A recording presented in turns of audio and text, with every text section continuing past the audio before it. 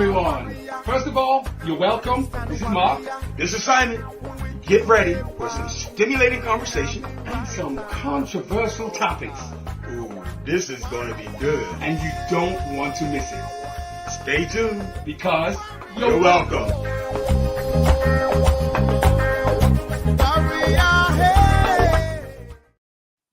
Warrior, hey, warrior, ho. Oh, my bad. Really? That's Football was next over. week's show. I thought football was over. Show. I thought football was over. Say what again? I thought football was over. Oh, yeah, for you and him. Football's over. There's For no you more and football. him. There's no more football. So it's like that. Okay. So I'm gonna say, how you doing, Rupert? How you doing, I'm Rupert? doing good, Mark. How you doing, man? I'm doing great, man. You said Mark. I'm doing real good. I'm doing so good. I wish that the two of us are here doing the show together. There ain't nobody else on the show than me and you, Mark. I have seen nobody else. We got this. I could make that. Wait a minute. Hey, Easy, Oh, dog. Lord. hey, did you get any snow up your way weekend? I did not do anything other than shovel some snow. Mm. I shoveled a lot of snow this weekend. That was kind of fun. I didn't have anybody do the church parking lot, so me and one other brothers did the church parking lot. That wasn't fun at all.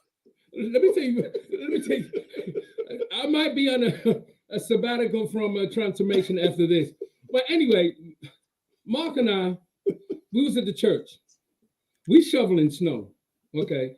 We taking our time. It wasn't nothing great. We shoveling snow. Then we get a call that is the janitor there? Yes, he's there. And he's shoveling snow. Well, did you know we have a snowblower? Rupert, how you going to tell us there's a snowblower? And we already did half the And we already did half the. How is that? Yeah, that's how we're like, what? Woo! But for the love of transformation We do it anyway. and the love of our church, it was not a problem at all. Right. But some things Right. could make it easier. Right. You know, my mother used to say, when you do something for God, you will be blessed for it. So, Oh, but I gotta tell you this. You're gonna laugh. So remember the last Monday show when we got the snow? He left my house. Oh yeah. That's right. you told me. He left my house at around what 9 or something like that. It took me an hour and a half to get home. He's going on one of these hills by my house, calling me, going, is there another way to get out your neighborhood? Look, you know when you're driving up and it's snowing and you got a nice groove going, you don't want to stop No. because you know you'll make it. Well, there's like 3 cars up stop, all in the middle of the street. Boom, boom. I'm like, oh no, I'm not gonna make this one. So I turned around, called Mark. He showed me another way, which was much quieter. And I went up there, didn't have to stop. But it still took me an hour and a half from a 35, 40-minute drive. It took me an hour and a half to get home. Crazy. Yeah. Right. But it's cool. You know, that's what it is. We got some people out there that's a little, interesting in the mind, which comes to the nice show. We're going to be talking about mental health issues and what the church needs to know. And so tonight we have a special guest with us. His name is Joseph Hicks. Let's bring Joseph in. Hey, Joseph. You're welcome, Joseph. Oh, how's it going? All right. Hey, Joseph. Hey, won't you tell our studio, a listening audience, a little bit about yourself real quick? Okay. I am a psych mental health nurse practitioner, board certified, which means I've got over 4,000 hours of actual clinical experience. I've been doing this for like 30 years now. Been licensed for about the past 5 as a nurse practitioner in mental health. And so I get a chance to work with just about every walk of people, depending on what's going on with them. And the thing I like to point out to everybody is somebody in your life or family has a mental illness. And I mean, you might have a grandparent that has Alzheimer's or dementia. You might have a friend that served in combat and they may have post-traumatic stress disorder. You may have a friend that you went to high school with that indulges in crack cocaine or some other substance. I don't say abuse, I say indulge, because that's what happens. They indulge. And so we have to kind of look at it like that. Like, this is something we can help you with as long as we understand this is something that you can overcome. You might have a friend that was abused as a child sexually. You might have someone that suffers from depression. And there's so many people out here nowadays that are suffering from depression. They don't realize it because they're either self-medicating with marijuana, alcohol. Some people can even self-medicate with other things that aren't a drug or a substance, but it doesn't address the real heart of the issue. So somewhere in your life, everybody in America knows someone or has someone in their family that has some kind of emotional mental health illness. But before we got to do this, Audience, those who are watching the Warriors United FC, we need you to press share. We need you to press like so you can share it with your friends, co-workers, church, and please subscribe. Please. You're welcome. You're welcome. I'll say it up front. You're welcome. Subscribe to us because we're getting ready to get into some deep conversation about mental health, and we want you to come out with your questions as often as you can. So I was start off real quick. So, I've heard that, by being a Christian, does that make you immune from having mental health issues? Yes. Well, I think it's sort of like this. It is healthy and natural to have a belief in God because it says, whoever will call upon the name of the Lord will be saved. It doesn't have any misnomers to it or anything like that. And so the best example I could give you to step outside of mental health so that it's really understandable is we all maybe have somebody that has diabetes or some kind of metabolic illness. And we know you take medication for that, right? It's a medication. It's something that you take to treat your diabetes, whether it's insulin, metformin, or something else. So if you could take a medication that makes your pancreas work so that your insulin and everything's working, why wouldn't you take a medication that would help with a brain illness? And because that's all mental illnesses, it means I have something wrong with my brain that I can regulate and I can help with medication. So there's really nothing wrong with that. And it's not against what the church is saying. It's sort of in conjunction with what the church is saying, because sometimes you have to be mentally healthy. Sometimes there could be a chemical imbalance that's causing that problem. And it doesn't mean that the person's crazy. Doesn't mean that there's anything else going on with that. And the reason I chose diabetes is I'll tell you a funny story. I once suffered with diabetes and I came to God. I said, Lord, if you can just give me the money so I can get Sanobello and I can lose some of this fat and this weight, then I could be healthy and I could get rid of my diabetes. Me and God have a good relationship. He said, I got you, dog. I got you. He gave me COVID. I left so much weight, I look like an Ethiopian drought. Guess what? My diabetes left. But it didn't mean that I didn't knock at the door. I didn't ask. I had asked and prayed for a long time. It was on him when he wanted to heal me from it. Did that mean I didn't take the medication I needed to do to regulate the diabetes till he healed me? No. It just meant that it was in his time and in his way. Sometimes with mental illness, we have to put ourselves in the best possible position for God to enact that healing. And sometimes he may use medical providers, he may use medicine, and there's nothing wrong with that. And there's nothing against what they say in the church. You had a woman with the issue of blood, right? She spent all her money on doctors and everything, but then the touch of the hem of Jesus' garment healed her by her faith. So I think they kind of work hand in hand. What do you guys think? What do you guys think? He's asking you all questions. You was about to say something. Come on, Pastor. No, looking at you guys. I'm like, what do you guys think? Okay, no. All right. So growing up, my dad. So if my mother would say, "Y'all stressing me out, y'all making me getting depressed or whatever," and then he would just calmly say, "It's all in your mind." He would just say, his answer would be, "Oh, it's all in your mind." And so if it's in your mind, then it's not really happening, or it's not really there. How would you answer that? Because my father used to say that all the time. Actually, he said it to my wife a few times too. When she said she felt stressed, it's all in your mind.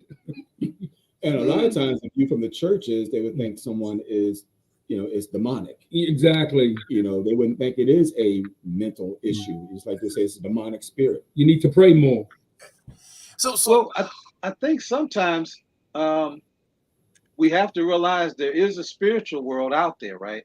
True. But at the same time, we are somewhat in control of certain things, because if I'm blood bought and Bible taught, then I'm sold out to God, right? If I'm sold out to God, then an evil spirit really doesn't have the ability to control me. But there's sometimes we have a chemical imbalance in our brain. We have a little small gland in the back of our brain. It's called the neuroleptic gland. And that regulates the flow of hormones and how we perceive different things. So if that's off, it can make us perceive things differently than the way they are. And that's why we have certain chemical regulating hormones or chemical regulating medications that help regulate that flow so things can fall back in place. The biggest problem that you see sometimes is we call it the revolving door. A person comes in, we get them regulated on their medication, they're doing good. Then they say, you know what? God really healed me. That medicine didn't help. And they stop taking the medication. Then they go right back into that cycle where everything is crazy and everything is coming at them again. And they can believe that this is a spirit, or they can believe that this is something other than what it really is, which is a physical manifestation of what's going on. Because I can't deny that there's spirits, but at the same time, I can't deny that if I truly believe in Christ and that I'm saved, whoever should call upon the name of the Lord shall be saved. He didn't put a whole lot of prerequisites in there. I think it's in Joel. Then I have to believe that he's leading me onto the path to where I can need to be. Because this is the wonderful thing about treatment and medication. It does not have to be always and forever. There are times when your medications can be reduced and you can gradually come off them, or you can get to a state of wellness where you have the right kind of counseling, the right kind of mentoring, and the right kind of people in your life, like the church, to help you get there. But as the church, we can't use that sword to cut people asunder. It's for their healing. Sometimes you have to be strong enough to say, hey, I need you to get some help. And we have the ability to do that. There's a lot of trained counselors out there. There's no need for somebody to suffer emotionally and mentally.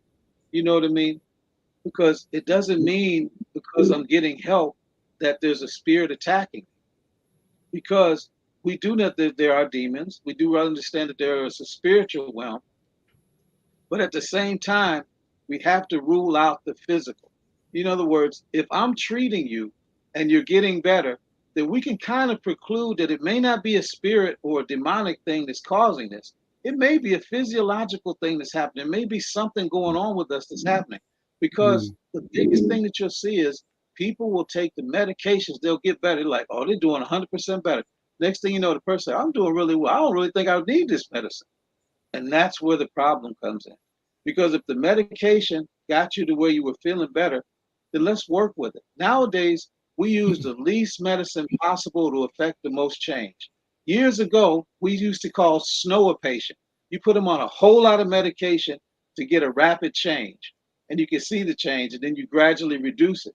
Nowadays, we give you the smallest amount of medication to affect the change and hopefully get that person back into the community. In the state of Virginia, we work with what's known as community service board. So money is allocated to the community service board to keep people in the community, not to keep them institutionalized, locked away in some institution for years. Our game is to keep them out in the community and to make them a part of the environment in the community. Even in our school system, even if a child has ADHD, they're not excluded, they're not put in special classrooms. They don't ride the small little orange bus anymore. They get on the school bus with everybody. So in other words, it's a community-based thing. And I think if we saw mental illness that way, then we could welcome more people in and we could help them. Just like I say, you have the person that indulges in crack, methamphetamine. Does that mean they have a demon because they do these things? Or does it mean that there's something that went wrong and that we can help them with that? Maybe we can say, you know what? I understand what you're going through. I might not be able to change it. And I'm not going to give you any advice and tell you that this is going to heal you. But I can acknowledge the pain that you're going through. I can acknowledge what you're experiencing. And in that way, we can affect the greatest amount of healing because we help them get to the window of their own understanding. We don't open the window. We don't shout at them. We don't scream, this is what you got to do, and those kind of things. But let them know that they've got help, that they've got support, and that they can get better. So Joe, you have some questions coming in. Go ahead, Rupert. I think he answered this one. We got a couple questions. We want to get these questions to you. You kind of talked this, but can you kind of tell us what causes the chemical imbalance? Because you were talking about the chemical imbalance in your brain. Could you talk about that? Okay, sometimes it could be nature. That means I was born this way. There's a genetic component. Maybe I had a parent that had schizophrenia. Maybe I had another parent that was bipolar. And when they got together, they created a child that's going to have that chemical imbalance. So the chemical imbalance can work a couple of different ways. If I have a bipolar disorder, that means there's times when I'm really happy, and there may be times when I'm really sad, but they're regulated by the chemicals in my brain. So certain medications help to balance out those chemicals so that you're on an even keel. And so sometimes there's blood monitoring. There's a lot of new medications that don't even require it. But the chemical imbalance can also come from your environment. What if you're living in a stress-filled environment where your adrenaline is always pumping, it's always functioning? If I live in the hood and I'm constantly surrounded by gangs, if I'm a teenager, drugs, because they're always in the environment. What if they're in my environment in my home and I can't do anything about it? Some of these things can cause a chemical imbalances. I mean, back in the day, they used to have a drug that people would smoke. They get their cigarettes or marijuana, they dip it in embalming fluid, and they would smoke it, right? That caused a chemical imbalance. Some of you that have gotten high in the past, you know what I'm talking about. Some of you may not. But when they would smoke these cigarettes dipped in embalming fluid, it changes their DNA, changes the way their thought process is, and causes chemical damage. The other thing that people don't realize is you've got kids doing that right now. And because we're older, you may not have heard this, but I've worked with teenagers. When they say I'm going to wet the party up, they're not talking about a pool party. They're talking about getting cigars and blunts and they dip it in antifreeze and they smoke it wet. They call it wet the party up. So if I'm wetting the party up, I'm taking a hit of this and I'm passing it to somebody else. The problem comes when you take more than a hit of that and you have an overdose situation. You get rushed to the emergency room. They do your blood work, and guess what? They don't see anything because the antifreeze that you smoke has no chemicals. It doesn't even show any THC. So the next thing you know, this child is being treated for a mental illness, which is really a chemical imbalance from smoking cigars dipped in antifreeze that they're smoking. It's called wet the party up. Be very aware of your teenagers and what's going on because that's going to cause that chemical imbalance. And so, before we ask the next question, I know we all in the church, and you may not have heard about that, but when they're talking about they're going to wet the party up, that's what they're talking about. Yeah. Before we go to the next question, I remember in England, my friend, both his parents died in a car accident, and so he was 19, 20, and he had to take care of his two kids, but he started glue sniffing.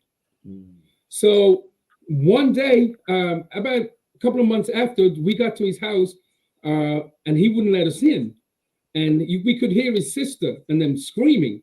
So the younger son, his younger brother, opened the door, and we go in there.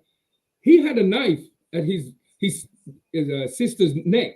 Oh wow! Because he thought she was a cop because she was wearing a black outfit. So he thought she was a cop. We got him to talk him down, but he was getting ready to jump out the window. So after that, we knew that he couldn't be with his brother and sister no more, and they had to take him away. And then he had to go away, of course, and had to go take care of his issues. So when you was talking about children and that, I just remembered that how devastating that was for someone. And even, I mean, even for someone to see that someone was getting ready to jump out of a window, a friend that you've known forever would do something like that. So when you was talking about that, I've experienced that with a friend totally. So there's a question. Go ahead, and the glue sniffing could have permanently damaged his brain. Because you're born with a certain amount of brain cells, right? As you start to do certain things, you're going to deplete some of those brain cells. Some of that can be irreversible. And what people don't understand is it affects your next generation because it alters your DNA. You going to get a question? Well, those look like they're just comments. Kids are doing this in middle school, some cases early. Some, as early as elementary school. But it's like I say, At first, they were dipping the cigarettes in embalming fluid. That got to be expensive. Then they found out, and this is, you can go on the internet. This is the saddest part about the internet. You can go on the internet and find the recipe for making these blunts that are dipped in antifreeze and they smoke them. You know, so this is the sad part. These are the attacks of the enemy. Because I say the enemy because it's not that it's a satanic thing, but these are things that's out there that people find for their minds to do to bring them into bondage. You know, so it's not that there's a particular spirit or anything like that, but it's the fact that there's an apprenticeship out there for your children. You know what I mean? Now, in Virginia, we have the Naval Shipyard, and you can get an apprenticeship and get your bachelor's degree and become an engineer. Well, just like there's an apprenticeship for that, there's an apprenticeship in the streets, and it runs everything from selling drugs to prostitutes to crack to a lot of different things. These apprenticeships are waiting for your children. And so sometimes we have to be acutely aware of what's going on. You know, we have to spend that time talking to our kids to find out what they're going through, because don't let them keep that from you. Even if it's your family member, like the gentleman was telling me, this is the guy taking care of his kids, and he started sniffing glue, and it caused so much damage that it got to the point where he was very paranoid, and certain things started happening in his life. And so he couldn't even no longer be trusted around those children. So sometimes we have to be the healing arm that helps people that are going through different things, whether it's emotional, mental, and depression is one of those things that is hard felt in the African American community, because our depression and our sadness may be dramatically different from someone of another culture. You see what I mean? And I think some of it is related to the, oh, I've got a question here. I don't think. Yeah, well, he said like both, and actually it's my daughter. Hello, Simone. I don't think that they talk about mental illness enough in the church or offer support groups. I also believe so many people discourage people from being open about it due to being judged. Okay, well, I got a number for you. If you dial 911, you will get in touch with the police and they'll come out and help you. But I want you to write down this number. It's 988. It's the mental health crisis line. Say you want to talk to someone anonymously about something that you're going through. You have a trained professional that's there 24/7 that will pick up that phone and talk to you. And that way you can have a voice and a sounding board if you don't always feel comfortable with someone at the church or somebody at home.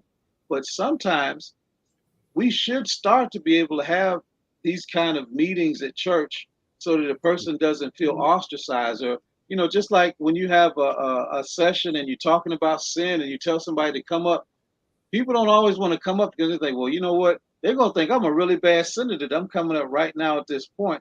But what about if we made it more palatable? What about if we had a call line or something where you could talk to someone anonymously and find out, well, do I need to get some help? Or is there somebody I could talk to? And maybe link it to the church so your pastor, your deacon, or somebody else that's trained can get with you and say, look, let me help you with that. Let me make sure that we can get you to where you need to be. You know, let's make the church a more welcoming environment for mental illness and not make it something that we make you feel ostracized about, make you feel that you're under condemnation because you're having these feelings. What about if you're having feelings of rage? What about if you're having sexual feelings? What about if you're having feelings of depression? Does that mean I have a demon, or does that mean I need somebody to help me? Joseph, can I cut in for a second? Yes. 45 minutes for this question, so he's got to go. He got to go. I think there's some crazy kind of feedback coming off my side. No, there isn't. So there's my issue, though, right? You just said a person can have a fit of rage, right? If we don't let the church know this and the triggers that may trigger this fit of rage, that person may have a fit of rage right during the service. And because we don't understand he actually has a mental health, we consider it a demon, or we consider it an attack, and we take him down, and we're hurting him more than helping him or her. You got the holy oil out. You're anointing him. Yeah. Get that demon out. On it, right? We poured all that and stuff. But I'm saying that shouldn't we actually make it known? For instance, I'll give you an example. We had a young man in our church that everybody thought was a bad kid. His mom felt bad, but she took him to get tested. We found out he just had autism. He was on the spectrum. And certain things keyed him. Loud noises really keyed him. And he's in church, right? So there's loud noise all the time.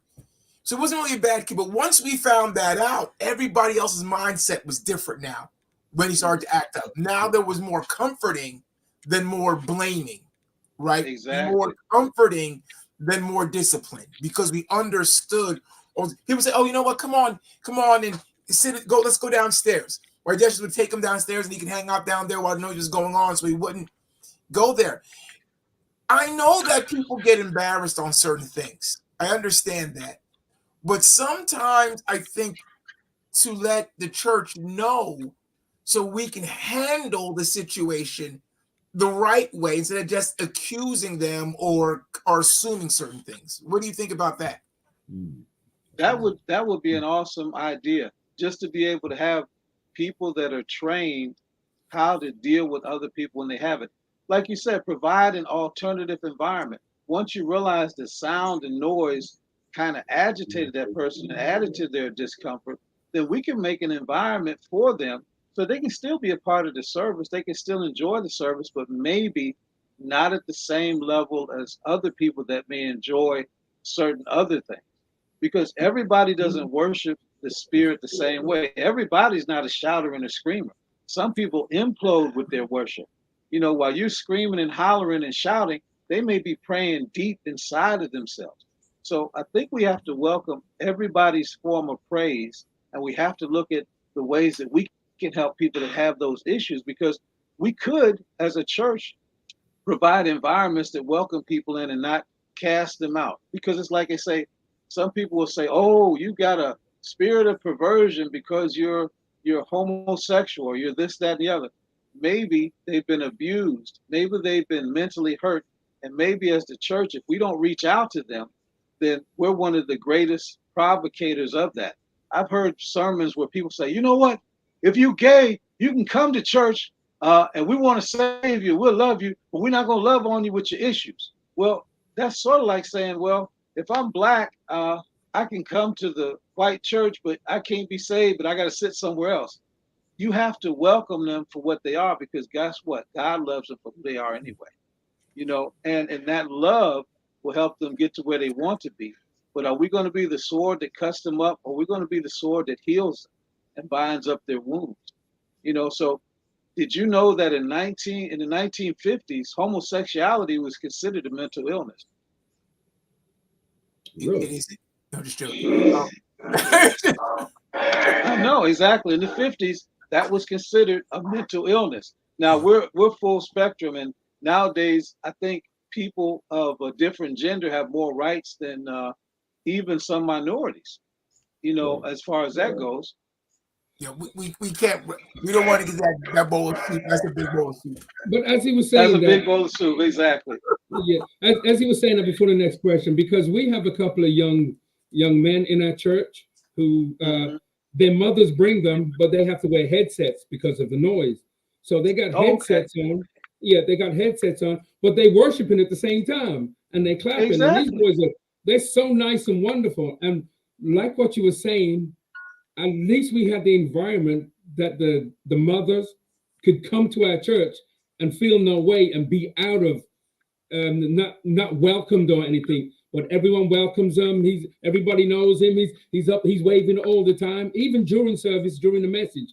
But everybody knows that that's who he is, and that's what's going to happen the whole time. But he never disturbed the service. Well, wow, that's beautiful. I have a question for you, so help me understand, what's the difference from someone who's bipolar versus someone who's schizophrenic? Well, it's different. Schizophrenia, there's a couple different spectrums for schizophrenia.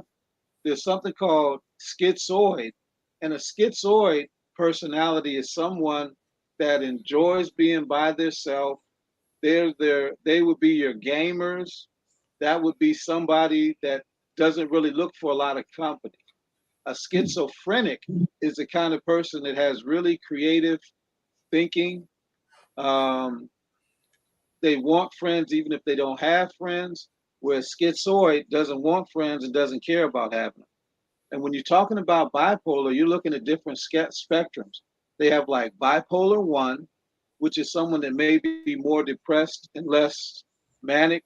Bipolar 2, I might be more manic and less depressed. So they have different phases of the same illness because there is depression, but then there's bipolar depression.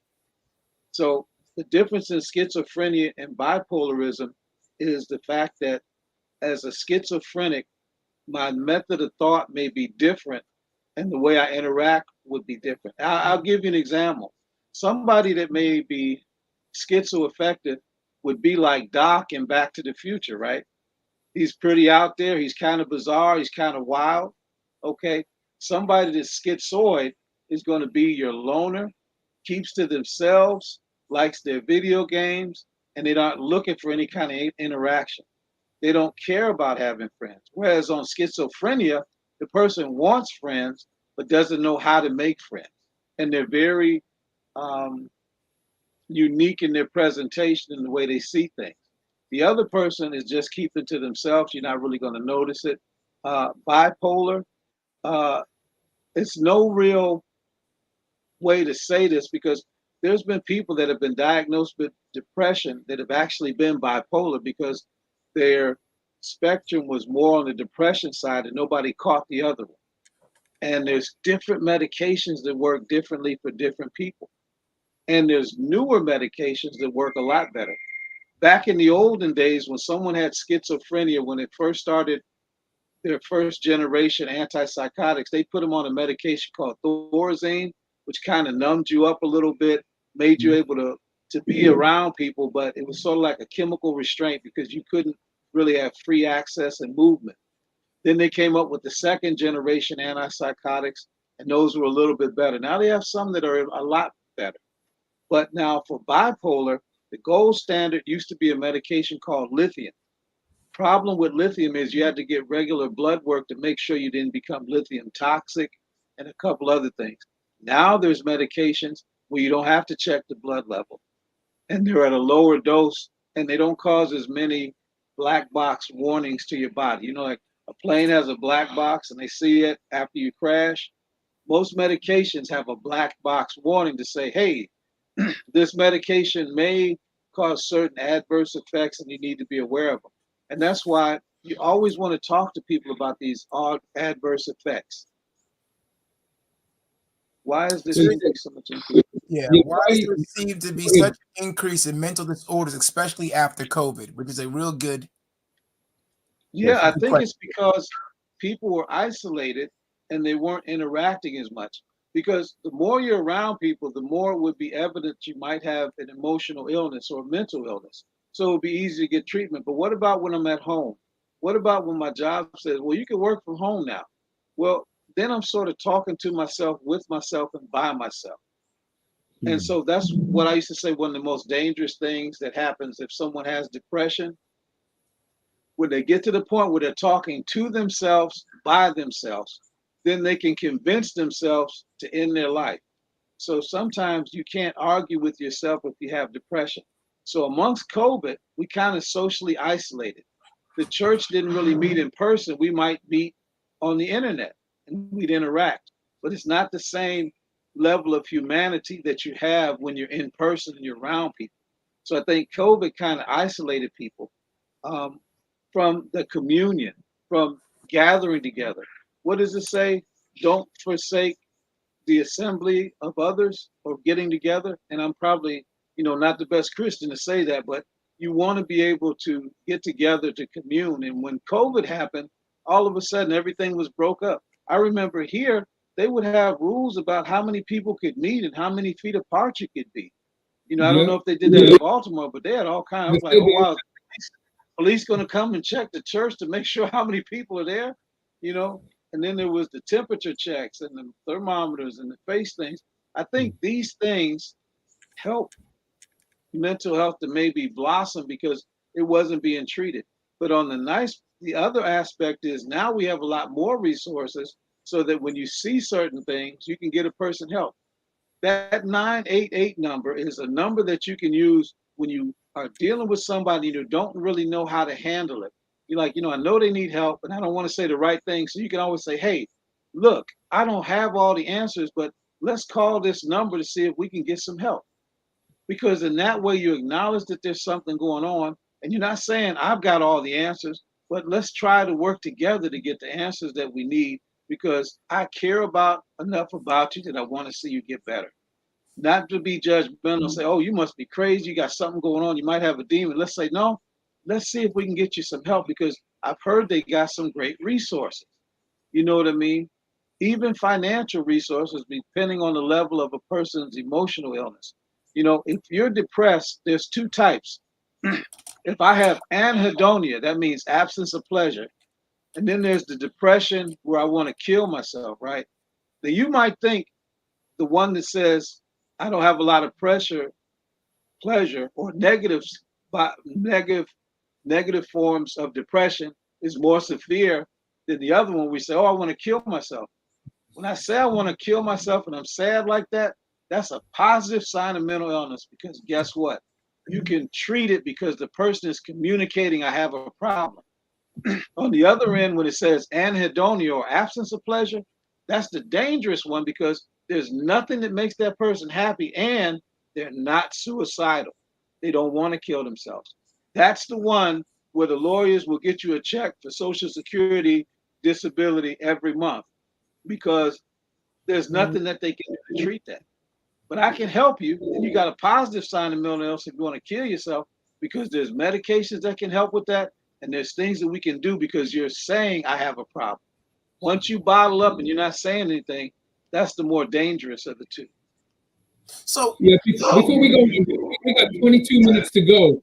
Those who just jumped in and joined in, please press share, like, and subscribe, please. We got 22 minutes to go. It's been great. Time flies when you having a good show. So go ahead. Go ahead, Rupert. Go ahead, Rupert. So question or thought, because the COVID question, I think that she's kind of expressing the fact that it became more aware, right? Is that because, during that time, people started to say, hey, you may want to do this, you may want this because these things happen. Depression happens, these things happen during this time. So more people kind of recognized what they were going through and made these calls, right? But that also brings up this issue, and I want to see if you think about this. How many of those calls are accurate? Because it's hard to really diagnose depression, right? Because somebody could just be sad, but it may be diagnosed as depression because they're answering the questions the right way. How many Not of those? necessarily. We actually have a triage. There's a way you ask questions and people respond that kind of let you know where they are. I'll give you an example. When I lived in Hawaii, we don't have a lot of bed space for people that are maybe emotionally difficult or somebody says, I'm going to kill myself. I'm going to kill myself is the magic word to get you admitted to a hospital. Most people with a mental illness kind of know that. So they know if I go to that emergency room and I say, I'm going to kill myself, well, you're not going home. You're going to stay here because it means you're in a critical state. Just like if you go to the emergency room and say, I got chest pains, they're going to keep you. They're going to do all kind of stress tests. You ain't leaving. It's the same way in mental illness. So when they're triaging people in a state where they don't have a lot of mental health beds, there's key questions and key things that we ask to see if this person is going to be safe to be able to leave and be out on their own. We're going to find out if you're able to contract for safety. We want to find out where you at mentally. And there's a lot of different questions that you can ask to try to triage it to find out whether this is truly that way. Now, the bad part in my state, in Virginia, we had a senator whose son almost killed him, and they took him to the emergency room. They didn't treat him. They released him. They said, oh, you'll be fine. And then he almost killed his father. These created certain laws. Now, the law says that I have to make sure you get treatment if you're incarcerated. If you're in a jail cell, all you got to do is go up to that jailer in the state of Virginia and say, I'm going to kill myself. Guess what? they're going to get you on a bus straight to the state psychiatric hospital to get treated, or to rule out the fact that you're malingering. Malingering means I'm making up things and I'm pretending to be sick. But it takes at least 2 weeks for them to realize that. So you've been able to get out of county jail, and you're now sitting out at Eastern State Hospital waiting to be evaluated to see if you're really mentally ill. So that's some of the fallback. Because I know one time I went out to the institution, and all of a sudden you got guys doing their gang signals, doing all this kind of good stuff, and they're supposed to be there because they're suicidal, but they learned the system said, all I got to do is say I'm gonna kill myself, and I get on a nice bus ride out to the state hospital. I get 3 hots in the cot, and I'm gonna be a giant here because I'm not really mentally ill, but I'm around a lot of people that are mentally ill. You see what I mean? So it can go back and forth as far as, is somebody really sick? Is they not sick? We don't know for sure. But if you say that magical word, I'm gonna kill myself or I'm gonna kill somebody else, we have to immediately pay attention because of all the past incidents of someone harming themselves. And that hospital or institution is now liable if you came in there and say, I'm gonna kill myself, and we let you go and you kill yourself. I was at a veterans hospital one time, and I saw a guy who was not ready to be discharged. And for some of our veterans, not all of them, this guy had Aflac insurance or Aflac-like insurance, right? So every day he stayed in the hospital, he got a check for $200. He was $300 away from getting a new car, and they were telling him it was time to go home. Dude cut off a fingernail, held up the fingernail, said, look, if you come near me, I'm going to kill myself. Well, he made an act of a suicide attempt. So guess what? As unrealistic as it is that this brother could kill himself with a toenail on his wrist, they still had to hold him for the next 3 days, and he got the money that he needed to leave out that door and buy him that new car that he wanted to get. I'm sorry, it's not funny. It's not funny, but Really? That is hilarious. Right. If you're a veteran, go ahead and sign up for that insurance. Go to the hospital, tell them you're going to kill yourself, and it will keep you there for 30 plus days. That's not coming from us. That's not coming from us. We can't do that. We cannot do that. You know what's the crazy part? You also getting 3 good meals. Well, I don't know if they're good, but you get 3 meals a day too. Exactly. Talking about meals. I don't know if it pertains to mental health, but how important is it to exercise, a food diet, and sleep? Oh, I mean, those are all critical to your mental health because they all work in conjunctions to help make you have a healthy mental attitude. You know, but I like I said, the system can be misused and abused in a lot of different ways, and it's set up to help people. But it's like, say, sometimes people find a way around it. You know, because the way insurance works is most people don't stay in the hospital more than a couple of days, right?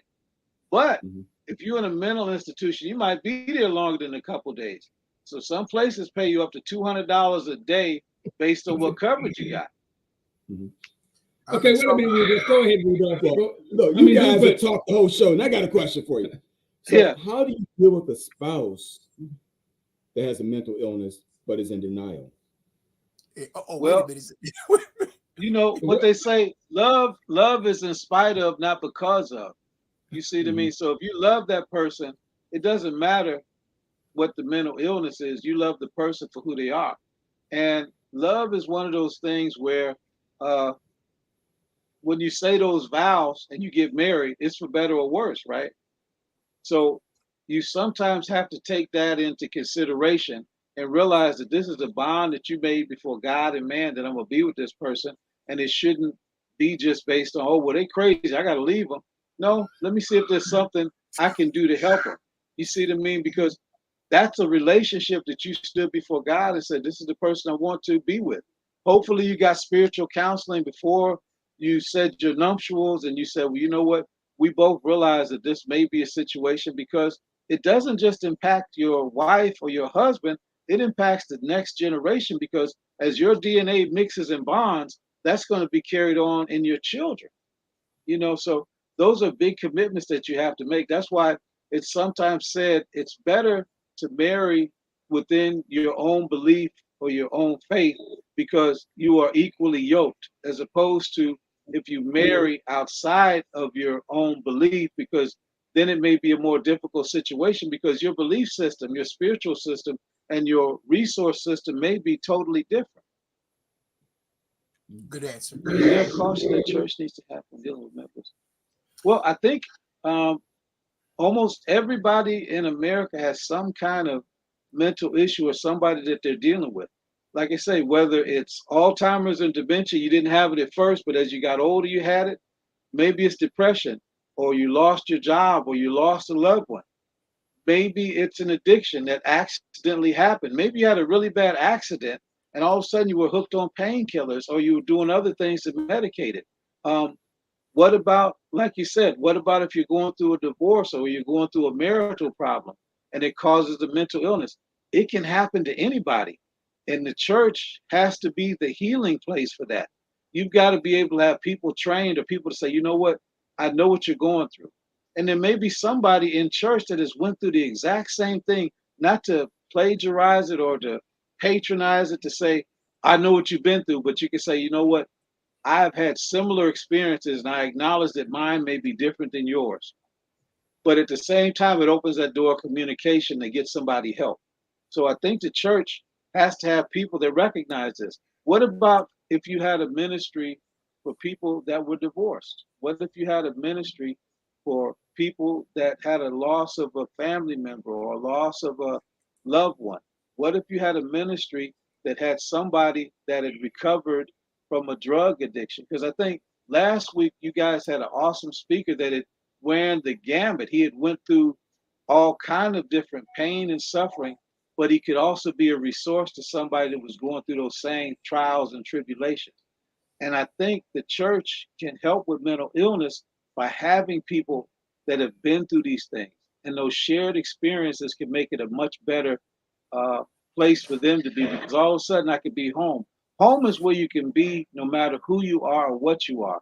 Home means this is where I'm at and I'm loved for who I am, not what I am. Joseph, I got another thought though. Could you kind of tell people, because I think some people get kind of confused, because there is supposed to be a difference, at least I think there is from the other times I heard, between mental health and mental illness, right? So people need to be looked at differently or treated differently, right? Based on what you have, mental health. Is that correct? Well, mental health speaks to the wellness of the situation. Mental illness speaks to the disease process. Right. See, you can be mentally ill and still be mentally healthy because I'm doing something about my disease. Like I said, I'll go back to diabetes. You could be a diabetic, but your diabetes can be in control because you're taking medications, you're exercising, you're eating right. So it doesn't mean that it's my illness, but it's my disease, but it's my disease process that I'm working on. And I always tell people it's the way you look at something. I tell people, don't say you have diabetes. Say I have an alteration in my blood glucose. Because in my mind, once I say I've got diabetes, I've convicted myself of that illness. I've already said I've got it. But what if I say I've got a blood glucose issue? Then that's something that can change. That's something I can do something about. Mental health, mental illness. What can I do about it? Am I in bondage to it, or is it something that I'm working with to get better? Can I say that I have an alteration in my neuroleptic gland instead of saying you crazy or that you have a mental illness? Well, that's something that I can look at and say, wait a minute, I have an alteration that's causing me to think a different way. It doesn't mean that I have a mental illness. It just means that I have a body system that's not working as well as it should. Because diabetes is an autoimmune disease, but it's basically related to your pancreas. But we don't say, you can't come to church because you got diabetes. Don't come in here with that high blood sugar. You ain't giving that to nobody else. We don't say that, do we? And if somebody has hypertension, do we tell them you need to stop eating fried chicken and pork liver and all these other things? We don't tell them that, right? So why would we tell somebody that's mentally ill, you can't come to church because your brain isn't functioning right? Okay, I have another question. I know my family's watching right now, so I'm going to get this out of the way. When I was younger, I was 5 and 6, apparently I had ADD, and that's hard to believe that I had ADD, apparently. So my kids always tease me, or wife tease me all about it all the time. Can I possibly still have it at over 60 years old? Well, attention deficit disorder isn't predicated by your age, but by the method of treatment. Um, so, in other words, did you have to take a medication while you were a child for it?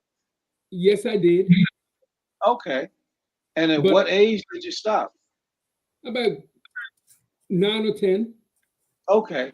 So it had a self-limiting situation in your instance. Yes, and my family's listening. Self. I got off it. I don't have ADD. Yeah. Rupert, you heard that, right? Yeah. You heard that, right, Rupert? 5 minutes from now, he's gonna be like, "What? What are you guys talking about? What? No, what you say? What you say?" Hey, Joseph. Hey, Yes. Joseph. Yeah. Joseph, don't worry. People are typing up right now going, I knew it. Well, the thing is, I see college students that had attention deficit hyperactivity disorder, and they're not able to focus in school. And before we really start prescribing the medications, I have a psychologist on staff that does a whole series of tests, because what happens is, as a child, when you have ADHD, we give you medications to slow you down. So it's sort of like this. In a child, a stimulant acts in the exact opposite way. It slows you down. As an adult, a stimulant acts in the exact opposite way because it'll make you focus and have attention. So for children with ADHD, believe it or not, I'm gonna recommend that you start giving them coffee because it's a stimulant and it'll help them work with their ADHD. And I would try that first before I went to a doctor and got a medication. I'm a coffee Because drinker. coffee or caffeine is a stimulant, and that's the whole principle behind treating ADHD is to give the person a stimulant which slows them down in children. Because what happens to us in children, right? But what happens with us as an adult when you take coffee? What is the principle in coffee? It keeps you awake. Supposedly keeps you stimulated, right? Some people. Because it's considered a stimulant, right? So that is the principle behind treating someone with ADHD. We give you a stimulant as an adult to give you focus. As a child, we give you a stimulant to give you stability because you have too much. Thank you so much. Yeah. No, they're pounding me here. I'm getting pounded. Uh-oh. His family is chiming in. Oh, go get him some coffee, huh? It's too late now. No, my daughter says you're a different kind of coffee drinker. And before he leaves here today, he'll probably have some coffee. So. Oh, there you go. So we have, was that 6 minutes to go? No, yeah, 6 minutes to go. And well, I'm glad you're talking a lot of what you're saying, and because again, so many people are, truly uneducated when it comes to the mental health issues, especially again when you about the church. So I'm glad you brought out some of the things you did because again, a lot of people are just clueless. And by giving me that number you spoke of, which was 988, that's a good reason. Basically, I think all states have that same number. Right, you researched it, Mark. I thought it was just in Virginia, but Mark did his research and said, wait a minute, this is nationwide. Right.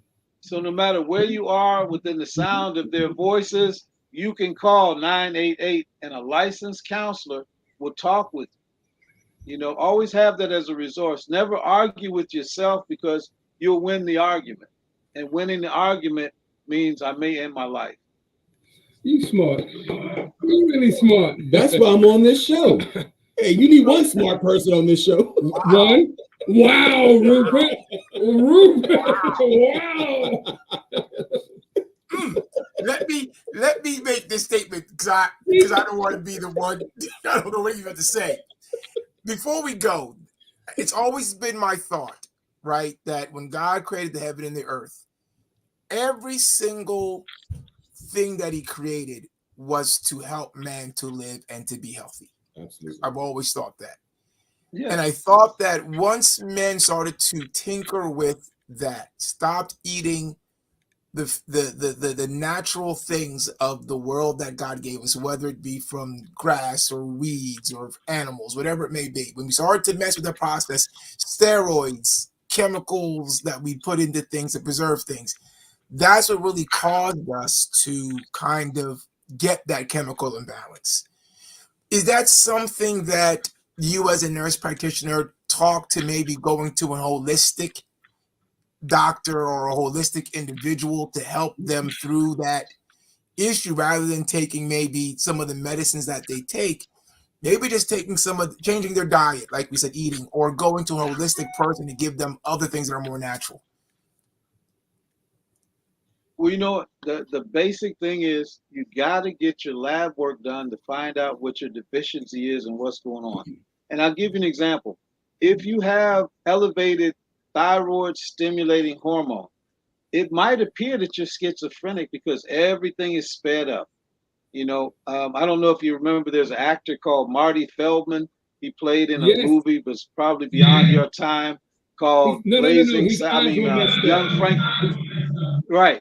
Well, that's because he had hyperthyroidism.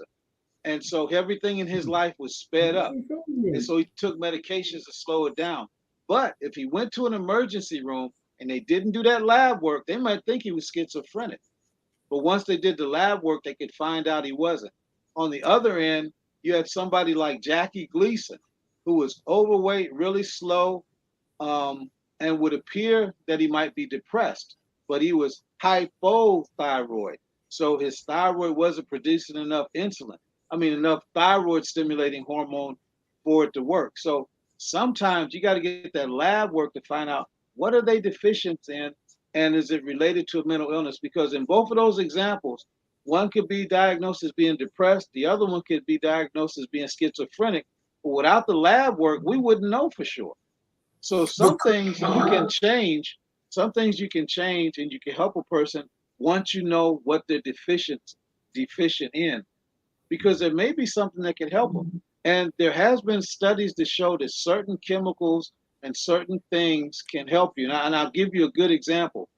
Over here, we used to give people a lot of antibiotics to kill things. People didn't take them the right way. And so sometimes they get a super infection. I knew a physician in Europe. He was from Germany. And he's taught me something I didn't understand. He said, look, we give people mega doses of vitamin C as opposed to giving them antibiotics. He said, because what happens is the disease process, the flu or whatever, cannot compete with increased immunity in your system that vitamin C or ascorbic acid causes. So what happens is when you take more vitamin C or ascorbic acid, all of a sudden they would have a diarrhea, but the diarrhea was the illness and the sickness coming out of their system. So here we have something that's all natural, vitamin C or ascorbic acid, which basically would counteract some of the things that we give people antibiotics for in a natural way. So what you're saying is true, but you got to know the nature of the beast. You got to know what it is that's actually wrong to actually look at some things that may help with those type of things. But as a nurse practitioner, and in my line, I have to go with the medications that are prescribed that I can treat with, because I can't recommend a holistic process at this point. Yes, sir, Reverend Joseph. We appreciate you. We get ready to cut off.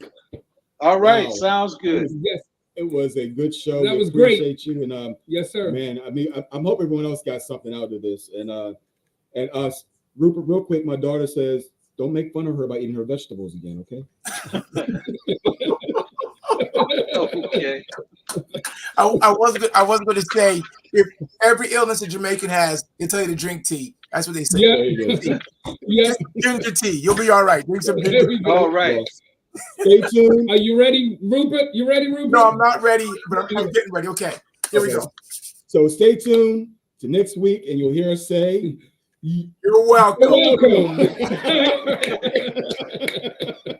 Stay on, Joe. Oh.